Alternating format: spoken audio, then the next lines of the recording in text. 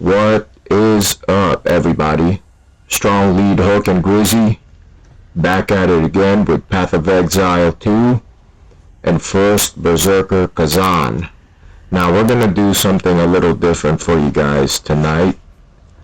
What we're gonna do is we are gonna do a blind reaction on a video called The Biblical Mysteries Iceberg Explained by this dude. His name is Maker. It's a channel. I'll link it down in the description. Now we're still going to be playing our game. However, what we're going to do is we're going to play this in the background. The video. Y'all will be able to hear it. Y'all will be able to hear it. Of course, Grizz will hear it. I'll hear it, and then we'll just pause the video and put in our 2 cents whenever we feel like there's something we have to say. Grizz, you got anything? I'm just gonna go along with this. I'm gonna try and play my game and concentrate on 2 things at once, and I'll give my insight. Yeah. So as far as the game goes, I'm just going to be messing around. That way I can concentrate on the video and just see how it goes. Should be fun, though. Yeah, I'll just be doing the tier 3 maps. Nothing challenging. I'm just farming. However, for this video, however, this is a complete blind reaction. Neither him or I have watched this video before. We didn't prepare for it beforehand. We're just gonna see what the video says and we're just gonna spitball. It's a reaction video, basically. With that being said, here we go. It's December 25th, but this is almost certainly not historically accurate. Let me start that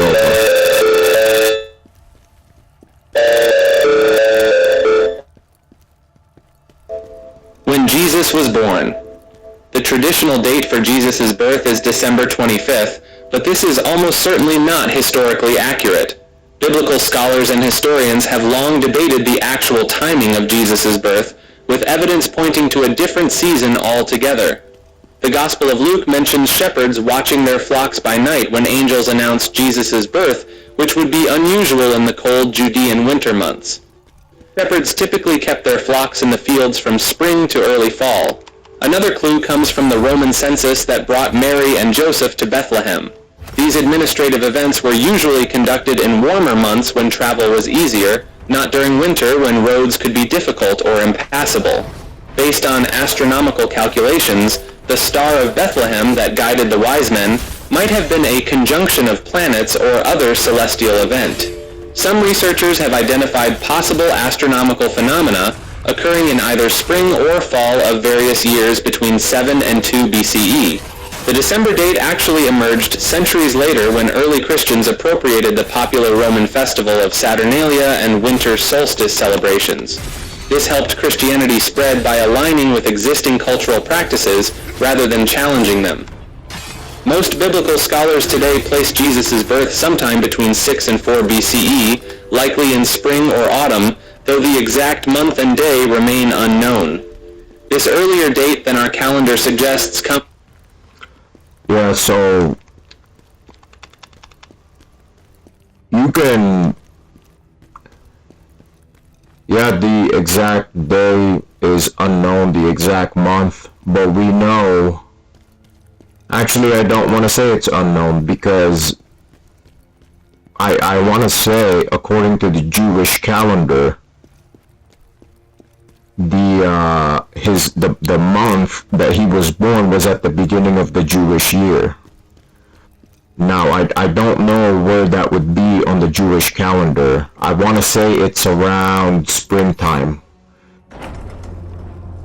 I know that Passover is around April, and I know that Jesus' birth is somewhere in the beginning of the Jewish year. I'm not exactly sure, but there's some people out there that can make a strong case for the dates because they go... Something that you could do is you could go to Stellarium.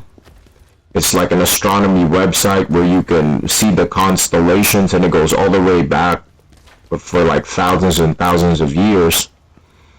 And then what you could do, if you're really curious, you could go to Stellarium, go all the way back to 0 BC, and you can search out when the North Star would have been hitting right up top the equator.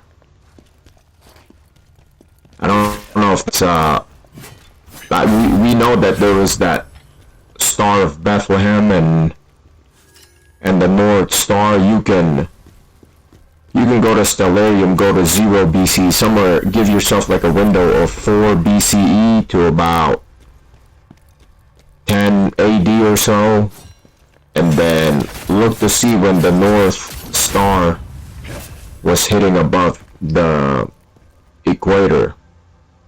The whole December 25th thing, that came from the Roman Catholic Church. So this guy, Maker, what he's saying is correct. The church and state had fused together, and a lot of the pagan practices was adopted into what we know today as Roman Catholicism. A lot of those pagan practices, that's where December 25th comes from. But Jesus was not born on December 25th. I'm sure you have Catholic scholars out there that can make a case for December 25th, or they'll just completely write it off, right? What else did he say? He said something about... See, I can't say for sure that we do not know the exact day that he was born. Because there's a lot of Christian scholars out there. They've pretty much pinpointed the exact day. I mean, this is something that I should know, but I don't. I just forgot. But I do know it's related to one of the Jewish feasts. His date of birth. It's related to one of the Jewish feasts because it was prophesied in the Old Testament that Jesus would arrive on around this time, this season. As a matter of fact, in the book of Daniel, it was pinpointed the exact year that Jesus would arrive. The exact year and season, because that's how the Jewish calendar operates. I want to say that the Star of Bethlehem, the Star of Jacob, is part of the Jewish astrology constellation. So you can probably go to a Jewish scholar and just ask them that, which star would be the Star of Jacob. If you say Star of Bethlehem, they'll get offended because they know that you're talking about Jesus. So the better question I would say to ask him or her is to ask, which star is the Star of Jacob. Anyways, let's continue. Comes from historical records indicating King Herod died in 4 BCE, and the Bible states Jesus was born during his reign. The uncertainty about Jesus' birth date reminds us that many biblical details were recorded for theological significance rather than as precise historical documentation. Before I forget, you'll hear a lot of people say that there's contradictions in the Bible because of Herod. It said that Herod died, and then Herod was in Acts. Herod is a title, it's not a name, right? It's like saying Caesar. Yeah, exactly. It's a title. Pontius Pilate, that's a title. Same thing with Herod. So whenever you hear somebody, oh, it's a contradiction, you know they're BSing you. When the rapture will happen. The rapture is a theological concept popularized primarily among evangelical Protestant Christians, describing a future event where believers will be suddenly taken up to heaven before a period of tribulation on earth. Despite its prominence in modern Christian thought, the term rapture never actually appears in the Bible. The most commonly cited biblical passage supporting this concept comes from 1 Thessalonians, where Paul writes about the faithful being caught up together in the clouds to meet the Lord in the air. This cryptic description has spawned countless interpretations and predictions throughout history. I'm not trying to call out this guy. So the word rapture is not in the Bible, but the Latin word rapturo was in the Bible, in the Latin Bible, which is the English word rapture that we use today. Now, rapturo in English means to be caught up. To be caught up is to be violently snatched away. You're grabbing something to get it out of harm's way. Like, your dog is about to get hit by a car and you snatch your dog out of harm's way. So the word rapture is in the Bible. It's the Latin word rapturo. And it's the English term in the King James is caught up. That's why we call it rapture. That's where the Christians get it from. He said there's a few passages. No, there's more than a few passages. The rapture is not an obscure concept in the Bible at all. It's not. Enoch was raptured in Genesis. I want to say, who was that in Acts that spoke to the Ethiopian eunuch? I want to say it was the Apostle Thomas that was also raptured, except he didn't go to heaven. He basically got teleported into another location. And although the exact day and hour of the rapture is not laid out in the Bible, we are told over and over again by Jesus and Paul that that's the times and seasons we will know what they are if we're in the rapture season, basically. So even though we might not know the exact day and hour, we will know the season. We will know when we're getting close to the end times, Armageddon, as the secular world would call it. Anyways, let's continue. Historically, predictions about the rapture's timing have repeatedly failed. William Miller famously predicted Christ's return in 1843, leading to the Great Disappointment when nothing happened. More recently, Harold Camping made headlines by predicting the rapture would occur on May 21, 2011, even spending millions on billboards announcing the date, only to awkwardly revise his prediction when the day passed uneventfully. Biblical literalists often attempt to calculate the rapture's timing using numerical codes, astronomical alignments, or by interpreting modern events as fulfillment of ancient prophecies. The four blood moons theory, Israel's establishment as a nation, and various Middle Eastern conflicts have all been cited as precursors to the end times. Jesus himself addressed the question of timing directly in the Gospels, stating that about that day or hour no one knows, not even the angels in heaven, nor the Son, but only the Father. This explicit statement hasn't deterred generations of believers from trying to crack the code anyway. Interestingly, the concept of a pre-tribulation rapture is relatively new in Christian theology, gaining popularity primarily in the 19th century through John Nelson Darby's dispensational interpretations. Before this, most Christians throughout history believed in a post-tribulation return of Christ. The rapture has become firmly embedded in American popular culture through best-selling books like the Left Behind series and countless doomsday predictions.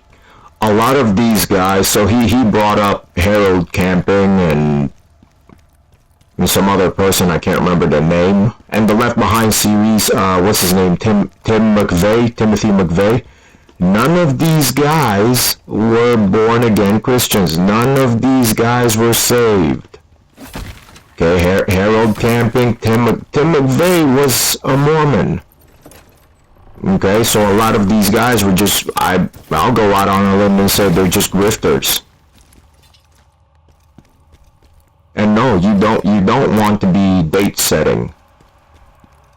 You don't want to be date setting, but that doesn't render the fulfillment of prophecies as null and void. Israel's establishment as a nation is definitely a fulfillment of prophecy. Just because some dude dropped the ball on date setting for the rapture, that doesn't mean, that Israel's establishment as a nation, that doesn't mean that God dropped the ball. And as far as people love to pull out that verse, no one knows the day or the hour, a lot of people misquote it, and that's not what Jesus was talking about. Jesus was not talking about the rapture.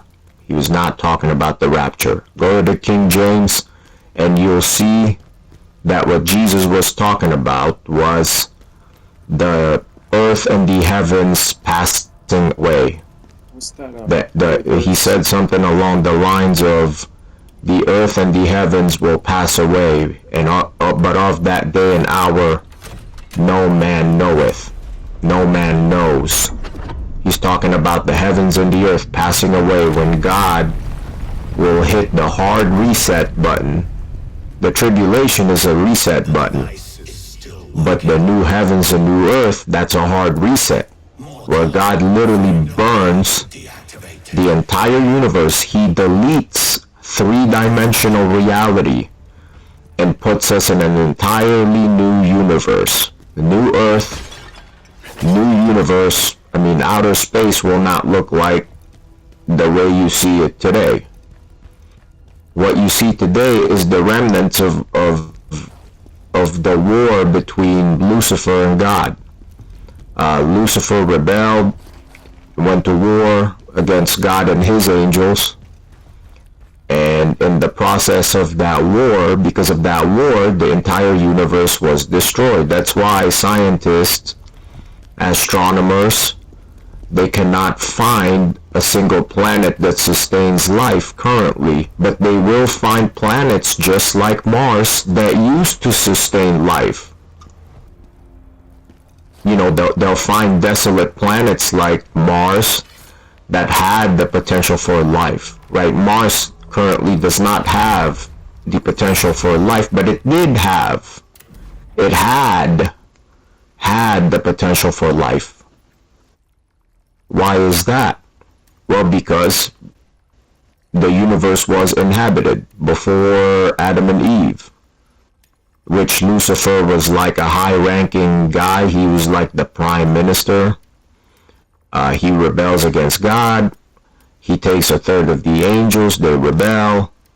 And the war basically destroyed the entire universe. And once Satan and his angels was cast out of heaven, God floods the entire universe. This is just a theory of mine. I got it from a pastor. Actually, he makes a pretty compelling case for it. But yeah, the whole day, no one knows the day of the hour. That's not even in the Bible. It says, but of that day and hour no man knoweth. And that was talking about the heavens and the earth passing away, if you look at the King James. And I've heard people say that Jesus cannot be God because he didn't know the day or the hour. My question is, if Jesus' divinity, if his status as the Son of God and as God hinges on him knowing the day and the hour, well then in the book of Revelation, he did know the day and the hour. So if you say in the Synoptic Gospels that he was not God, you would have to say that in the book of Revelation, he is God. Right? So you can argue for his divinity, you can argue for his godhood in the Synoptic Gospels, and you think it's a smart argument, but then in the book of Revelation, he does know the day and the hour. So, anyways, let's continue.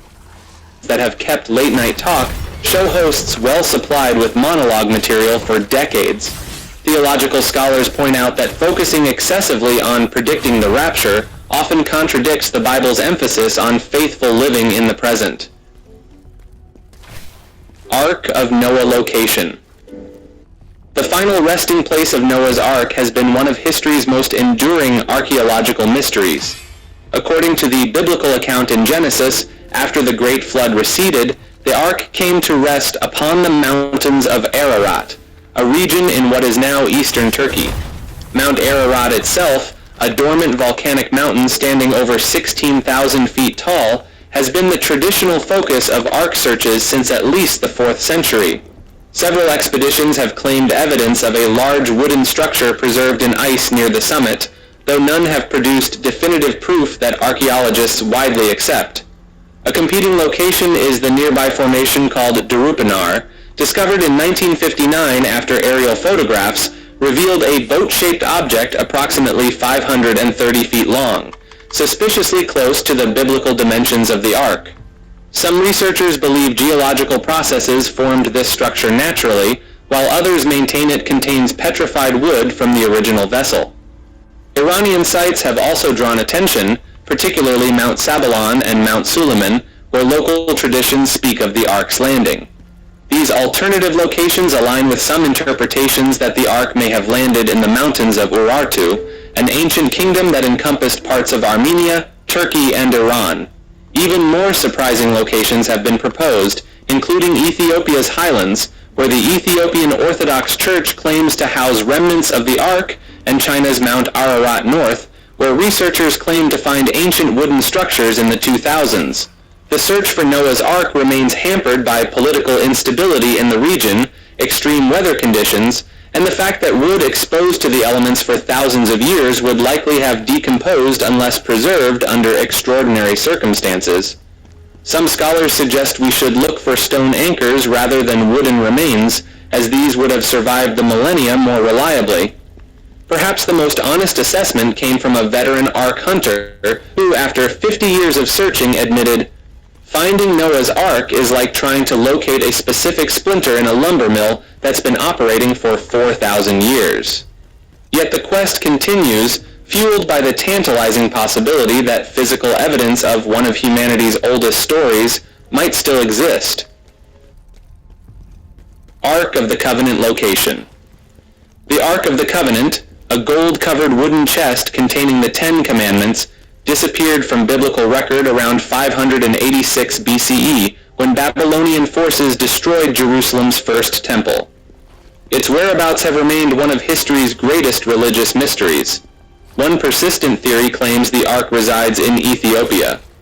According to Ethiopian Orthodox tradition, the Ark was brought to their country by Menelik, son of King Solomon and the Queen of Sheba, and now remains hidden in the Church of Our Lady Mary of Zion in Aksum.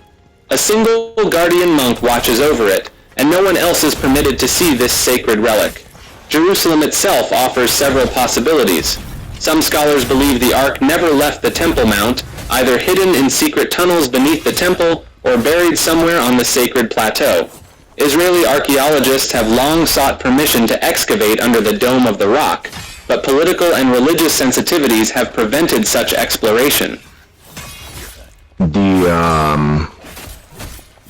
This is what's tough about a blind reaction, because I don't have the exact locations in the scripture on hand as far as the Ark of the Covenant, where it is, but I know that it's in heaven. The Ark went up to heaven.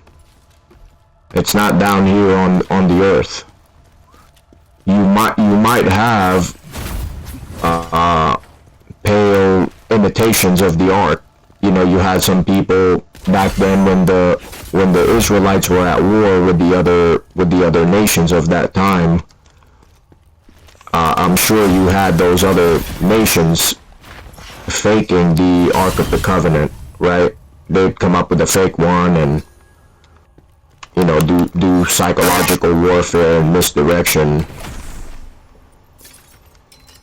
But I know that the Ark is in heaven. It went up there. It doesn't make sense for God to leave it down here. That makes sense. But yeah, let's continue. The copper scroll found among the Dead Sea Scrolls presents another intriguing lead. This unusual document lists 64 locations where temple treasures were supposedly hidden before the Babylonian invasion, with some researchers suggesting the Ark might be among these concealed items. More exotic theories place the Ark in locations ranging from Zimbabwe's ancient stone city of Great Zimbabwe to a secret vault beneath the Chartres Cathedral in France. Even America hasn't escaped speculation, with some fringe historians suggesting Knights Templar transported the Ark to Oak Island in Nova Scotia. In a somewhat less spiritual interpretation, some archaeologists propose the Ark was simply looted by the Babylonians along with other temple treasures. The Bible meticulously catalogs items taken from the temple, yet curiously never mentions the Ark among them, a silence that has fueled centuries of speculation. Perhaps the most unusual theory comes from rabbinical tradition, which suggests the Ark wasn't physically taken at all, but miraculously transported to heaven just before the temple's destruction. This would explain why it vanished so completely from historical record, leaving not a single credible sighting in over 2,000 years. Despite countless expeditions, remote sensing surveys, and archaeological digs, the Ark remains stubbornly hidden, assuming it still exists at all. Location of Jesus' tomb. According to the Gospels, Jesus was buried in a rock-cut tomb owned by Joseph of Arimathea after his crucifixion. Today, two main sites in Jerusalem claim to be the authentic location of Jesus' burial and resurrection. The Church of the Holy Sepulchre stands as the traditional site, identified by Helena, mother of Emperor Constantine, around 326 CE. This massive church encloses what believers consider both Golgotha, the hill of crucifixion, and the tomb itself. Recent scientific analysis dated the limestone cave within the church to at least the 4th century CE, aligning with historical accounts of Constantine's church construction. The garden tomb, discovered in 1883, offers an alternative location just outside Jerusalem's city walls. Its supporters point to its proximity to a hill resembling a skull, matching descriptions of Golgotha, and its garden setting that aligns with biblical accounts. Archaeological evidence, however, dates this tomb to the Iron Age, centuries before Jesus' time. Less mainstream theories exist as well. Some fringe scholars suggest Jesus survived the crucifixion and was eventually buried in Kashmir, India, where a tomb called Rosabal is venerated by some as his final resting place. Local tradition claims Jesus traveled to India during his missing years and returned after supposedly surviving. No. Not true. Jesus did not go to India, and his tomb did not go anywhere. Right after Jesus was crucified, in the 3 days that he was in the tomb, I think right after his body was brought down from the cross, you find this in the Synoptic Gospels. Joseph of Arimathea, he comes down, he's like a wealthy guy, and he buys the tomb for Jesus to be buried in. This is the first time that you see Joseph of Arimathea in the Bible. A lot of some people say that Joseph of Arimathea, like God came to him in a vision, which is, you know, I could get on board with that, but what I would say is that Jesus' arrival, his birth, and his ministry was not a secret. his death was also not a secret, because you have over 300 prophecies in the Old Testament concerning Jesus Christ. Anybody that wants to dispute Jesus' divinity, his identity, his existence, there is over 300 prophecies in the Old Testament about Jesus Christ. To fulfill just 8 of them, it would be 1 times 10 to the 27th power of odds. Right, 1 to the 27th power. Those are the odds of Jesus fulfilling just 8 of the 300. You don't have to believe me, you can look this up. I'm expecting you to call BS on what I'm saying right now. Just go look it up for yourself then. There's a lot of people out there that, you know, there's, remember I was telling you about my girlfriend's teacher at school. Constantly railing against Christianity. Talks about not enough evidence. You know, there are written sworn statement testimonies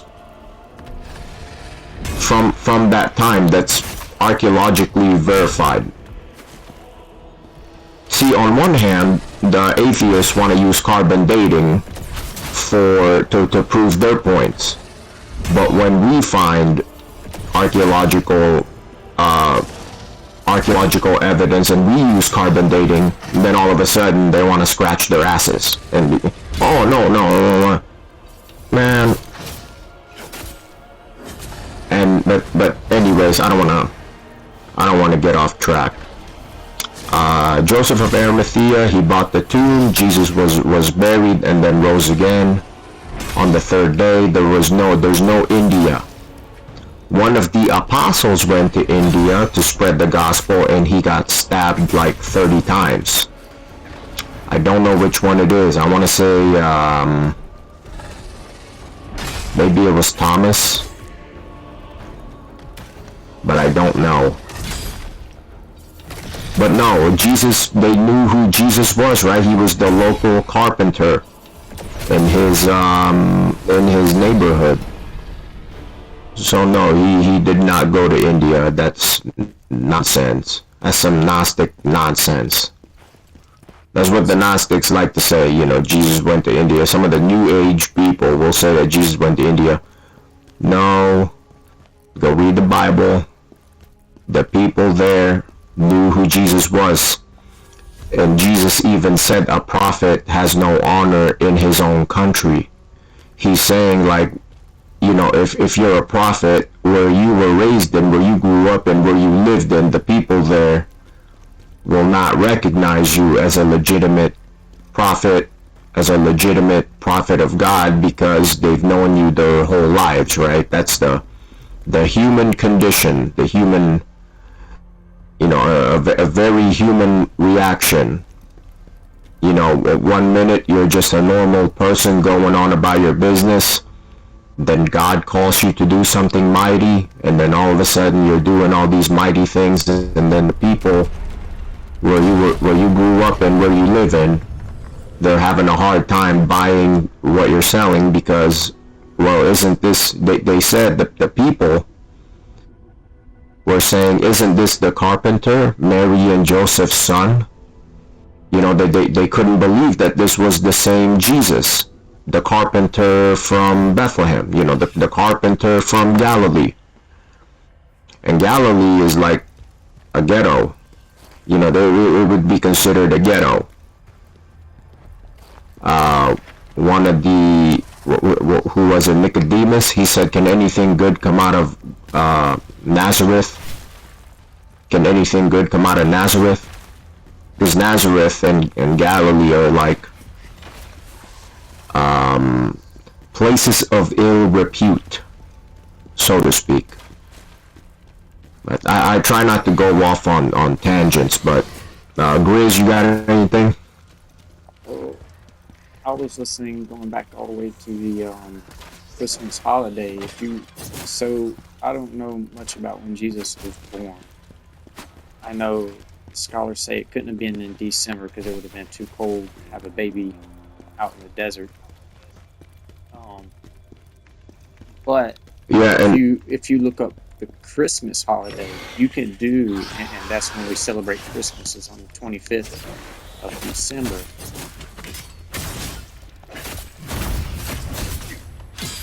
yeah, and when the Bible talks about when Jesus was born, it was according to the Jewish calendar, right? In the beginning, the Jewish calendar starts in April. Well, I was going to say also, so if you look up Christmas and then Easter also, because Easter and Christmas also have a lot to do with each other. Easter leads to Christmas because it's a tribute to I forget which god. It's like Baal or something like that, where they're sacrificing babies to Baal, and that would have been on the 25th of December. But they have a huge orgy during Christmas to get women pregnant, so that they can do that during Christmas. So, and then as far as what you said with the Roman Catholics, they didn't want to lose their holidays, so they just adopted them into the Christian system. Yeah, a lot of the celebration and holidays in our current Julian calendar came from paganism, when there was a lot of political stuff behind Christianity being absorbed into Rome. There's a lot of political stuff behind it because Constantine was stuck between a rock and a hard place, because if he doesn't acknowledge Christianity, he's going to lose a lot of public support. But if he completely negates and completely ignores his pagan supporters, then he would have lost a lot of political support. So they had to find a middle ground. Well, I wouldn't say they had to, but he had to. He felt like he had to. I don't know if Constantine is a legitimate saved person. I don't know. I don't want to say that he's not, because I don't know at the end of the day. But yeah, just like Grizz was saying, a lot of our Julian calendar holidays, Easter, Christmas, they were based on pagan holidays. I am not trying to, if there's any Roman Catholic listeners out there, we're not trying to offend you. We're not trying to. Well, that just falls back into everybody's quick to put down some religion, but how much have you studied your own religion? How much have you looked into the history of your own religion? See, that's what I try to do, is I try to go study those things. I don't just sit here and say I'm right. I'm like, am I wrong? If I am wrong, where am I wrong at? And you got to study all these religions and see where they started, how they started, where they came from. People, and then the proof of like the Ark and the Covenant. People are always looking for this proof in terms of like these physical things. It is just like looking for a needle in a haystack. And it's God's given you everything you need to know that the Bible is absolute. So I'm not looking for the Ark of the Covenant. I'm not looking for Noah's Ark. I don't need to find those things to understand the Bible is real. What was it? Yeah. So if you're Roman Catholic, you're listening to this. We're not trying to offend you or nothing like that. We're not insulting you personally. If you don't believe what we're saying, of course you can always look this up. Whether you believe it or not, that's up to you. Yeah, don't be afraid to go do some homework and study. That's what this person that you're listening to these videos on apparently did. It's hard not to have a bias in life. We're fallible people. We have bias, but don't be afraid to go study on your own. Don't just take somebody's word at it. And we live in the information age.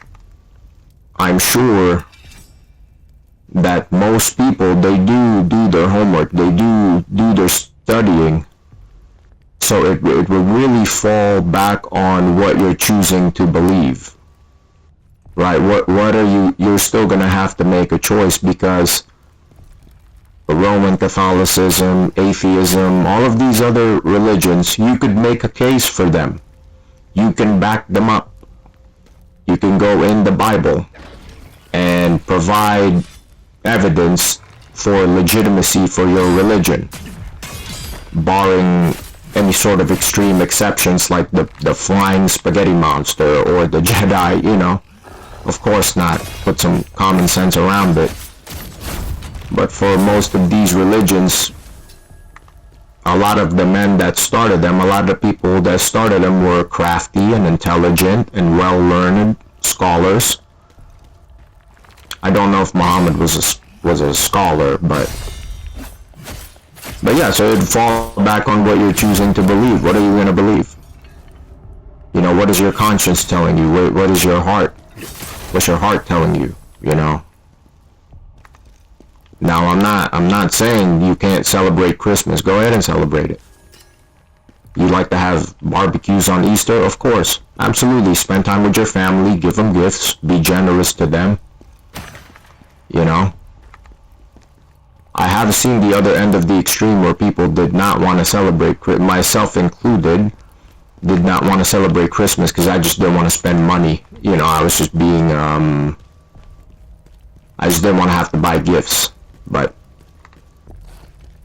neither here nor there. Let's continue. The crucifixion. Another controversial claim comes from the Talpiot tomb, discovered in Jerusalem in 1980.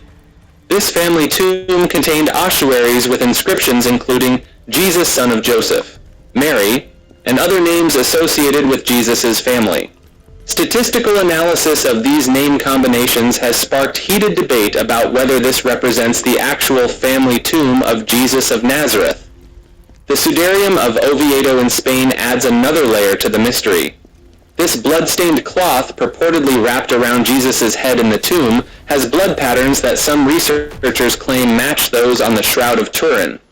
If authentic, these artifacts might provide clues about the original tomb's conditions. Perhaps the most interesting aspect of Jesus' tomb isn't its location, but its reported emptiness. All four Gospels describe the tomb being found empty days after the burial, forming the basis for belief in resurrection. This theological significance may ultimately overshadow the archaeological quest for the physical site. After 2,000 years of pilgrimage, construction, destruction, and renovation, definitively identifying the exact location of Jesus' original tomb remains challenging. As one archaeologist quipped, the tomb of Jesus might be the most sought-after empty space in history. Holy Grail location. The Holy Grail, supposedly the cup used by Jesus at the Last Supper, has captivated the imagination of treasure hunters and historians for centuries. Despite appearing nowhere in the Bible itself, this legendary artifact has spawned countless quests and theories about its whereabouts. Valencia Cathedral in Spain houses what many Catholic faithful consider the authentic Holy Grail. This simple agate cup dates to the 1st century BCE and has a documented history back to at least 1075 CE. Scientific analysis confirms its Middle Eastern origin, lending some credibility to the claim, though nothing definitively connects it to Jesus. Glastonbury in England offers another contender based on medieval legends that Joseph of Arimathea brought the Grail to Britain after the crucifixion. According to this tradition, he buried the cup at what is now Glastonbury Tor, where it supposedly produced the miraculous chalice well, whose waters turned surrounding stones red. The chalice of Doña Urraca in Spain presents yet another possibility. This ornate 11th century vessel combines an ancient Roman cup with medieval metalwork. In 2014, historians suggested this artifact, kept at the Basilica of San Isidoro, might be the true Grail based on documents linking it to Jerusalem. Some scholars propose the Grail isn't a cup at all, but rather a mistranslation of ancient texts. The Old French Sangreal, Holy Grail, might have originally been Sangreal, meaning royal blood, potentially referring to descendants of Jesus rather than a physical object, an idea popularized by books like The Da Vinci Code. The Nanteos Cup, a simple wooden bowl preserved in Wales until 2015 when it was stolen, attracted pilgrims for centuries who believed it had healing properties. Local tradition held that this humble vessel was carved from the true cross and brought to Britain by Celtic monks. Genoa Cathedral in Italy displays what they call the Sacro Catino, a hexagonal emerald green glass vessel believed by some to be the Holy Grail. Napoleon's scientists later determined it was colored glass rather than emerald, but its ancient Middle Eastern origin keeps it in the running. After nearly 2,000 years of searching, the Grail seems determined to maintain its mystique. Perhaps the real Holy Grail was the historical wild goose chase it inspired along the way, a chase that has produced some of our most enduring literature, art, and conspiracy theories. Real quick, what he just said right there reminds me of, as human beings, especially, it's only the religious world that's susceptible to this, being fascinated with artifacts. They were talking about the nails and the Holy Grail and Da Vinci Code and all of that stuff. You know what story that reminds me of, and you'll know what I'm talking about when I say it. It reminds me of the story about the brass serpent. They started worshiping it. They started praying to it. Do you know what I'm talking about, Grizz? Yeah. There's the brass serpent in the book of Numbers that was lifted up, and the Israelites, they had to look at that brass serpent to be healed. And they held on to that brass serpent, that object, that artifact, and about 300 years later, or some odd years later, they were praying to it. These religious artifacts, people can be very obsessed with it, and they think it has healing properties. It's the same thing with the Ark of the Covenant. People get fascinated with these artifacts because they think it has power. They think that that's where God's power comes from. They think that it's going to heal them, or they think it's holy. And that reminds me of what Jesus said to the Pharisees.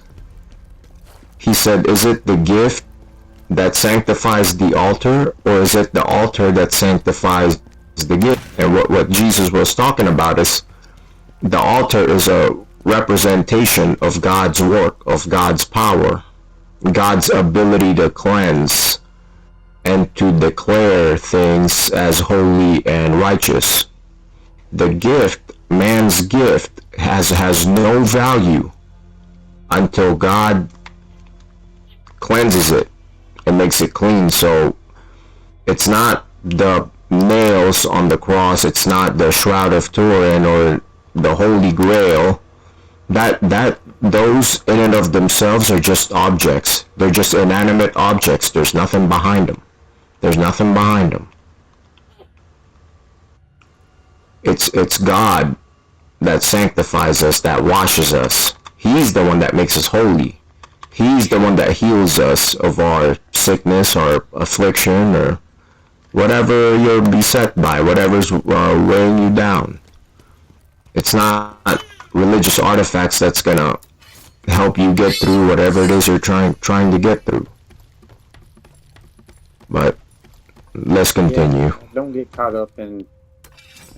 Man has this thing about just being immortal, and the Holy Grail and stuff. They appeal to that, but it's if you really look at the Holy Grail, would have been the tree of life, which we were pushed away from. That's kind of where the Holy Grail comes from what I understand from studies and stuff. So it's just man gets infatuated with these things that we shouldn't give meaning to. Like, sure, it's fun to think about, but man gives real meaning to things like this, and it's not okay. That's idolatry. Yeah, and that's what I was gonna say. At its root core, it's idolatry. Man has a fascination with idols and inanimate objects, and they worship it, and they spiritually marry these inanimate objects, and they call them holy. They think there's something to them, but there isn't. In and of themselves, they're just inanimate objects. Accurate angels. The popular modern conception of angels as beautiful human-like beings with feathery wings and halos bears little resemblance to how they're actually described in the Bible. When biblical texts detail angelic encounters, they often present beings so strange and terrifying that their first words to humans are frequently "fear not." Biblical angels appear in various forms depending on their type and rank within the celestial hierarchy. The most bizarre descriptions come from prophetic visions, particularly in the books of Ezekiel and Revelation, where we encounter forms far removed from Renaissance paintings. Ezekiel describes creatures called ophanim, or wheels, as interlocking golden wheels covered with eyes. Meanwhile, seraphim are depicted as having 6 wings, 2 covering their faces, 2 covering their feet, and 2 for flying. Their entire bodies, including these wings, were reportedly filled with eyes even underneath. Perhaps most striking are the cherubim, not the chubby babies of Valentine's cards, but powerful beings with 4 faces, human, lion, ox, and eagle, and 4 wings covered with eyes. The angels who appeared to humans often took more approachable forms, though still intimidating enough to provoke terror. When angels visited Sodom, they appeared as men, and the angel that wrestled with Jacob similarly took human form. The angel at Jesus' empty tomb was described as having an appearance like lightning, and his clothing white as snow, causing the guards to become like dead men from fear. This discrepancy between biblical descriptions and our popular understanding is why internet memes about biblically accurate angels gain traction. They highlight how our cultural depictions have sanitized and humanized beings the Bible portrays as utterly alien and overwhelming. These strange descriptions served theological purposes, representing the incomprehensible otherness of the divine realm. The multiple eyes symbolized omniscience, while the various faces represented dominion over all creation. The terrifying appearance emphasized the vast gulf between human and divine reality. Even the word angel itself, from the Hebrew malach and Greek angelos, simply means messenger. Their appearance was secondary to their function as communicators between the divine and human realms, bringing messages so powerful that their bearers had to begin with, "Do not be afraid." God's truth. That's right. This guy's right. He's on point. My personal theory is with in Ezekiel, the angel, the number one,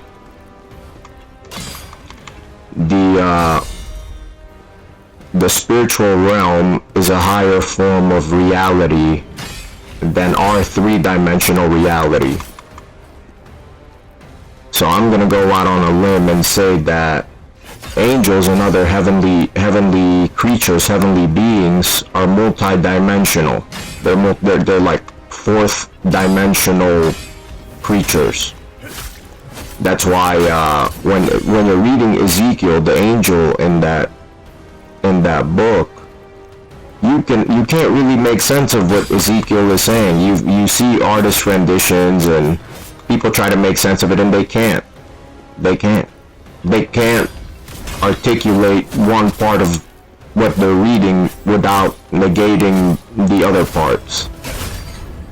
But yeah, just like he said, Maker, the spiritual reality and all of the beings that inhabit this spiritual realm, it's incomprehensible to us. But yeah, sometimes the angels appear as men when they're like messenger angels, I want to say. But the cherubim that was surrounding God's throne in the book of Revelation, they had 4 faces.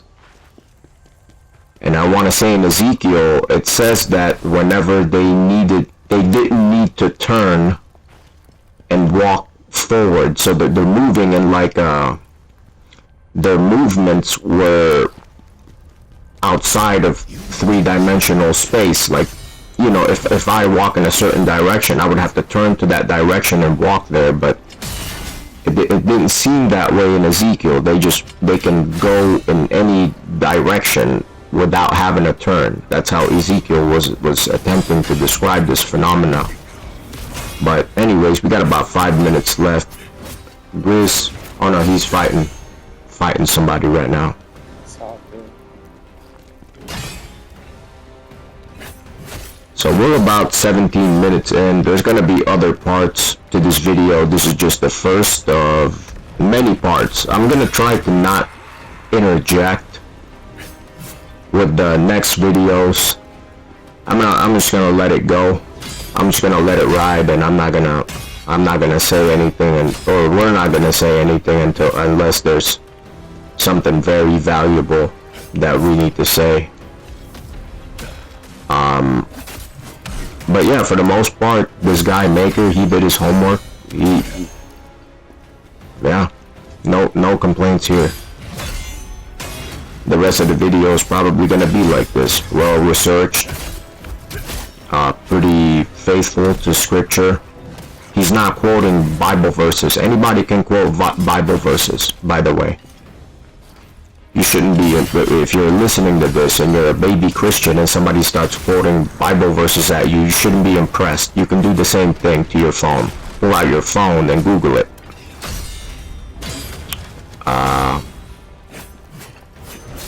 Wait for Grizz real quick to finish fighting this guy. Yeah, sorry folks.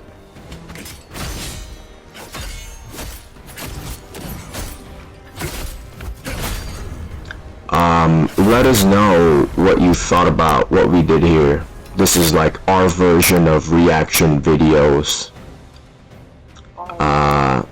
Yeah, I was actually going to say you should continue to stop it, because if you're trying to give a point of view on something somebody says, it's important to stop it at a point and go over that. Otherwise, you'll just forget. But that's up to you. I'm along for the ride while we figure out how this is going to happen. Well, if we, there's going to be a lot of parts to this video, and I'm not trying to eat up too much of your time, you know. I'm sure there's other content that you want to make, and, but yeah, we'll make the other parts to this if you want.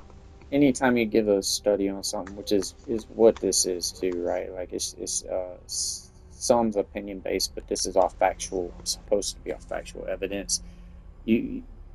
I've always been don't rush through it. Just take your time with it, because if you do rush through it, then you're gonna give a sloppy job anyways, and that's not what you want to give to people when you're trying to get the truth out there.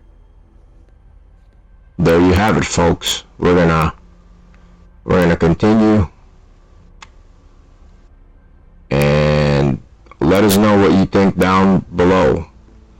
Just be respectful about it. You know, no name calling, no snarkiness. I don't care if you call me names. I'm just not going to pay you no attention. I've been called a few names before.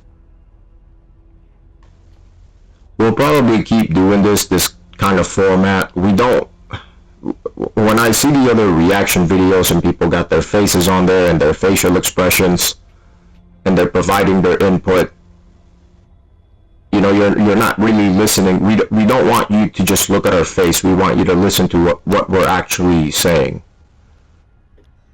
right? We don't want you to look at our hand gestures and our demeanor, even though, like, it seems ridiculous I'm saying that as we're playing video games, but there's a difference between colors and lights on a screen versus a human being's facial expressions on there. Yeah, I want you to form your own opinion, but when you see somebody's face, a lot of times your opinion is based off what their reaction is in terms of facial expressions. Yeah. I'm not trying to sway anybody. Not in, we're all biased. Bias is a real thing, but not trying to sway you by, hey, just agree with me. You should go do your own homework. Exactly. Exactly. Have a blessed night, folks. Good night, everybody.